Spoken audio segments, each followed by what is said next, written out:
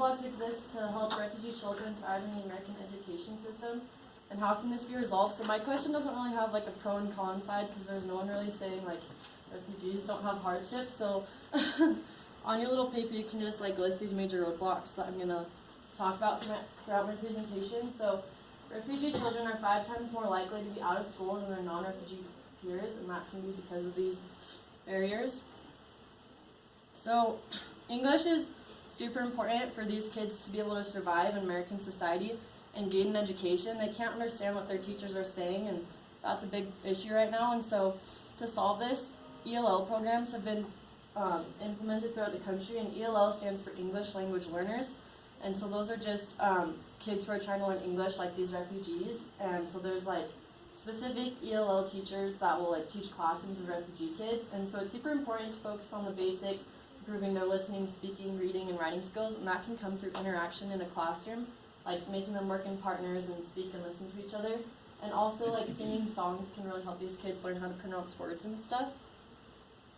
So immigrants often leave their home country due to like persecution, and they come to America thinking it's a safe place, like unaware of like our background with discrimination. And refugee kids are more susceptible to bullying, and that can make them not want to go to school.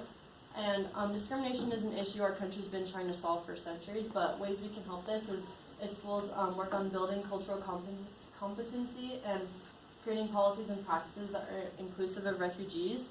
But discrimination overall is hard to prevent, and so, but we can like prepare these kids by educating them about America's past with racism and having active exposure with inequality so that they're prepared to face that like when it comes.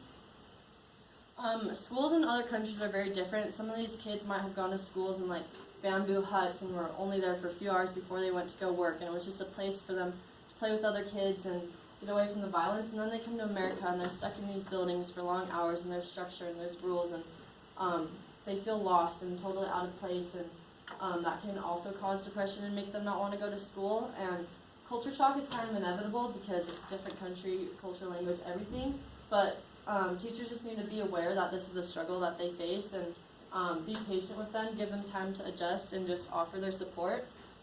And to introduce my next barrier, I'm going to share a clip from this documentary called Seeds of Hope, and it's just about like refugee kids in the American like education system. Oops, what did I just do?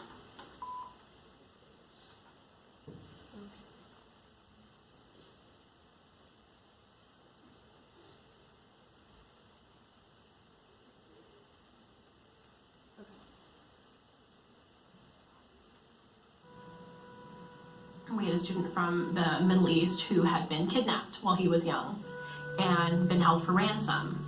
And then he was eventually returned, but was not able to get any therapy. And to this day, it caused, significant trauma that he was never able to fully deal with.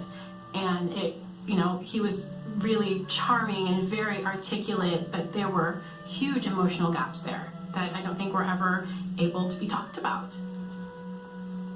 There were 2 boys who were here, and I think it was right after they had arrived from the United States, and they were from the Middle East as well, and their father had been working with the military, I think, doing some translating, and their sister had been kidnapped and then shot over the phone while they were listening. And, it's stuff that you hear that and you think, school doesn't matter, what matters after that? So that was an example of like an ELL high school teacher sharing like examples of like real life experiences of her students. And so these kids have like experienced unimaginable traumas, and they never got access to therapy, and so they might be experiencing mental illnesses such as like anxiety, depression, post-traumatic stress disorder, all things that can inhibit learning. And like how are kids supposed to be like learning English and their ABCs and math when they're still like haunted by the painful memories of their past? And so teachers just need to make sure that the classroom is a safe environment for these kids. And in my research, I also found that art therapy can help. So this was one of my sources. This is a girl named Iman working on a painting called Sharing the Grief. I Need Someone to Share My Pain. So she lost her leg and 2 of her brothers to a bomb in Syria. And there's this organization in Spain called Global Humanitaria that offered art therapy for Syrian refugees, and it really helped with their psychological damages. So although public schools are free, most schools require basic paperwork and information that many immigrants lack, which can prevent a lot of these kids from being able to go to school in America. And so this can be resolved if schools like lower standards and find alternatives such as accepting like past school records instead of birth certificates and removing the requirement of a social security number. And again, these families don't really speak the language, and this whole like admissions process is so unfamiliar to them. And so if schools provided interpreters to help families through the process, that would be very helpful.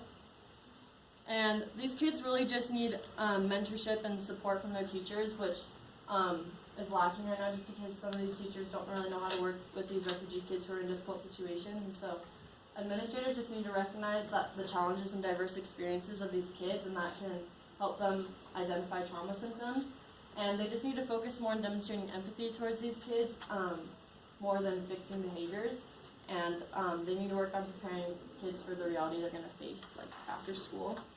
So my experience, like the reason this topic was important to me, I've been tutoring refugee kids for the past like 4 or 5 months, and so I've seen the role education plays in their life. And I just really think that we need to focus on those basic skills I was talking about earlier, like reading, writing, speaking, listening, because that'll help them in all aspects of their life, not just in school. Like I was helping a kid do their math homework, and they couldn't do the problem because they didn't know how to read the question first.